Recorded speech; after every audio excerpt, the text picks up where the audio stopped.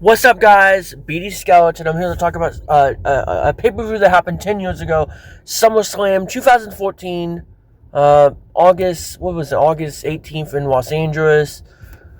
A pay-per-view, a SummerSlam that was the end of the John Cena era, big match John. This is when he got humiliated, defeated, and this is when Suplex City was born, bitch. I mean, that's basically when it was born.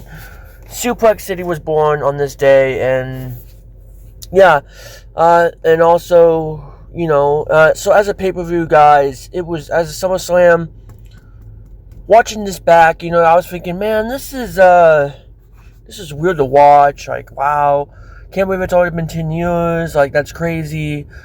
So let's talk about, with the kickoff show, was actually against, RVD versus Cesaro. Kind of weird.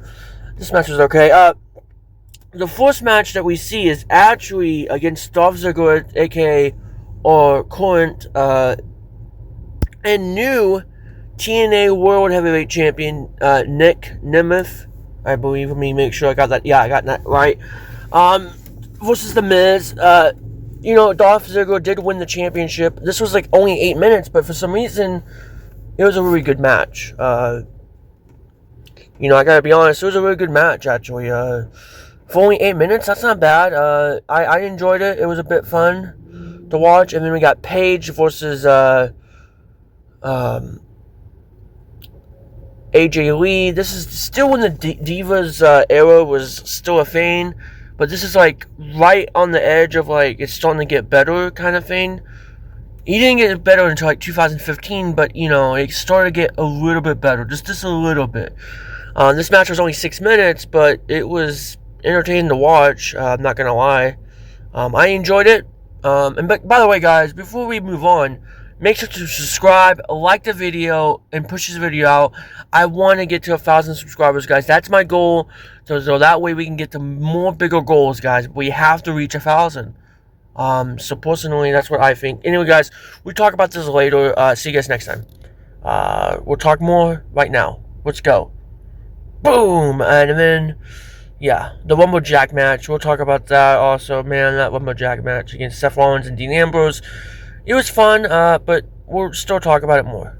Okay, what's up, guys? So yeah. So Seth Rollins and Dean Ambrose, this is like months. Just months ago, Seth Rollins fucking betrayed, Dean Ambrose. The Shield. Broke up the Shield. That was 10 years ago. Can't believe that was happening. That's some crazy ass shit. So the Lumberjack match was it was fun. The Lumberjacks didn't really do their job. I think everybody can agree on that, because the Lumberjacks did a really bad job at this job. I just gotta be honest with you. And that's okay, I guess. Whatever. The wrestlers, whatever. In the Lumberjacks, we got to see the Usos with Weird Young. We got to see Stardust and Goldust and whatever. That was fun. I guess it was interesting. RVD was also involved. Also, the match was fun. Seth Rollins wins by using the Money in the Bank cash-in. The Money in the Bank briefcase. He didn't cash in, but it was fun. It was a good match, I guess. I was actually surprised that they actually did it. When I was really disappointed that it was a Lumberjack match, and I found out that Dean Ambrose, it was weird. It didn't fit the feud, because, this should be, at least a no disqualification, at least something. A steel cage, something, dude. But a Lumberjack match, that doesn't really add up to me, but whatever. Good enough. Then we get Nikki Bella. Is it Nikki? Oh, no. Brie Bella versus, Stephanie McMahon. And guys, I cannot believe this was a big match back in the day. This is crazy. This feud was crazy because it involves Daniel Bryan. He was injured that year. He won at WrestleMania 30, but he was also injured, and we didn't get to see him, win the title. So that was weird. The whole feud was weird. Them they both get each other arrested and stuff. It was like, okay, excuse me, guys, excuse me. Oh, I'm sorry, guys. So anyway, this match was really boring. I really didn't enjoy this match. Besides the end when Nikki Bella betrays Brie Bella, becomes a heel, and whatever. So yeah, whatever. I guess seeing Stephanie McMahon wrestle they act like that was a big deal. Even to me, back in the day, that wasn't really a big deal to me, but whatever. So I really don't care. Randy Orton versus Roman Reigns, and there was actually a good match. Actually, I'm not gonna lie, it was really a good match. I was surprised. This is Roman Reigns before he was even the big dog. Actually, like literally, like the announcers just called him the Roman Reigns. A big win, I guess, for Roman Reigns to win. I guess at the time, I really don't know. I mean, I guess it was a big deal. I mean, to me, I guess. This match was really fun. This is before the fans actually started to hate Roman Reigns. They just was like, oh yeah, cool. And it did feel like Seth Rollins, Dean Ambrose, and Roman Reigns, after the Shield broke up, they did have to like find themselves and find their own characters in a way. And sometimes that takes years and decades. Unfortunately, but they did eventually became big stars after. I mean, it wasn't initial, but they did become big stars. The Shield was a big group that defeated. I mean, everybody. It was so big. I mean, the Shield as a superstar. Like, if you just put the Shield, WWE did a really good job at building them up. Now, when it comes to the Honor guys, they took a while. And I think WWE did fail on Dean Ambrose because, well, he's in AEW now. But I do think, failed when it comes to Dean Ambrose a little bit. Maybe not now. If Dean Ambrose came, aka John Moxley, came and did that, I don't think that would be a big deal. But I don't think if he came, I think it would be just fine, actually. I think they'll treat him like a megastar, just like Cody Rhodes almost, in that sense. Anyway, guys, so... really good match. We get Bray Wyatt versus Chris Jericho. Chris Jericho, at this time, people were calling him old, even back then.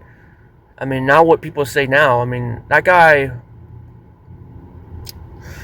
Chris Jericho, I think Chris Jericho looks old, but he doesn't perform old, if that makes any sense. Maybe now, but back in the day, I don't think so. I think he worked just fine, personally. I mean, that's how I think, but that just might be me. This match against Bray Wyatt, rest in peace. It was actually a good match, I guess. It ended kind of weird. I was like, really, that's it? I was expecting more. But whatever. This is right after Bray Wyatt lost to John Cena at WrestleMania. So he was still trying to recover Bray Wyatt still. And then I think later on this year, he feuded with Dean Ambrose. Unfortunately, he got busted. It really wasn't a good feud. I thought it would be actually... I mean, it was entertaining, but it was good. I think Chris Jericho feud with Bray Wyatt was good also. It was really good. I really enjoyed it. I think this feud ended when it was a steel cage match on Raw, and Chris Jericho loses in a steel cage match. Something like that to that effect. I don't know. And then we get a match that was against Rusev and Jack Swagger. I really don't know how I feel about this match. It was actually a lot of entertaining, actually. The whole story about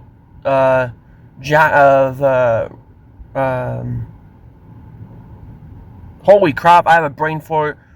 Jack Swagger versus Rusev. The whole story about the ankle of Rusev was interesting. I really enjoyed that.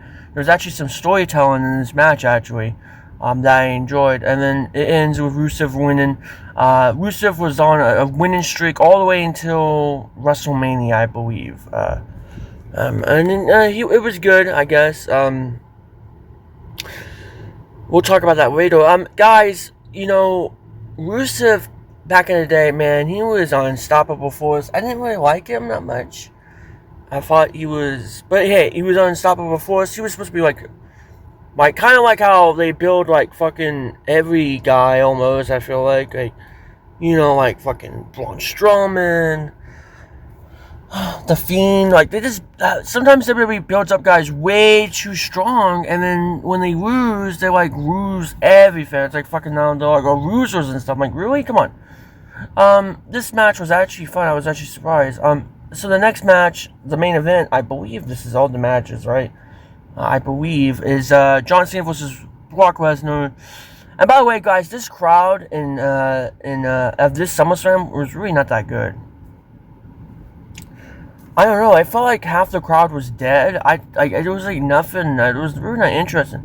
And I got to think to myself, because SummerSlam that year was really not, like, it really wasn't a SummerSlam card match. Like, you look at the card, it really wasn't. It kind of looks like a B+, like a fucking Backlash or Battlegrounds or fucking Fastlane or what else is there? I don't know. What else? I don't know. What else? B+, C+, kind of pay-per-view almost card. I don't know. SummerSlam card should be 10 times better than this, but hey, whatever. So that's okay. The crowd was dead. It kind of really wasn't interested. And I realized, damn, there was really no big stars. Like, really, I mean, like, really, no big, like, wow, like, WWE was so different back in the day. Like, fuck. So, like, weird to look at and how different everything has changed. Like, wow. Like, it's almost, like, crazy. Like, there's, like, no top, like, yeah, you have Roman Reigns. I mean, you had, but they're still not at that peak yet. Like, nobody was, like, there was, like, no stars. And granted, they did have a star in Daniel Bryan, but, like, Daniel Bryan, he got injured that year. Like, oh, my God. Daniel Bryan is a strategy when it comes to WWE. Like, I don't know, that's just sad. Daniel Bryan had all the high moments of his career, but also all the really, really low moments of his career in WWE. So Brock Lesnar was born this day, and he was on a winning streak. He defeated, The Undertaker undefeated streak that went on for 20 years, two decades plus. And it ends. He defeated that. He broke the streak. So, after that, there was nowhere else to go besides up. I mean, really. So, he went higher and higher, and he defeated, John Cena. And that was crazy shit. He defeated John Cena. And in a very weird way. And, what was it, 16 times he fucking suplexed John Cena. And then this is the beginning of all Brock Lesnar's matches, where there's suplexes and blah, blah, blah, right? And it was fine. The match was just John Cena getting destroyed. Just John Cena getting destroyed. John Cena got squashed, dude. And back in the day, that used to mean something. That used to be like a big, big, big deal. So that was crazy. But now, these days, John Cena losing isn't really a big deal anymore. I think that thing is kind of done, right? Like, it's not really a big deal. So anyway, it was a good show, I guess. I don't know. I'm pretty sure that was all the matches. There was no tag team, no United States Championship match. And, yeah. So, I think this show is like a B+. The only moments they're good moments, but it's not really a exciting SummerSlam to watch. It's just like, it's kind of like, okay, cool. I mean, it could be better, I guess. Anyway, guys, make sure to subscribe, like the video. I hope I covered every match. I think I'm pretty sure I did. So see you guys next time. I'm BD Skeleton. 1,000 subscribers, guys. See you guys next time. And that's my thoughts on WrestleMania 14 of 2024. I don't know what the fuck. What? Anyway, guys, I think you guys know what I mean. 10 years ago, basically. So that's basically it. Can't believe it. Maybe, okay, 9, but it's 10 years, guys. Come on. Obviously, time is gonna go on. So it's 10 years. See you guys next time. Subscribe. I like you guys. See you guys next time.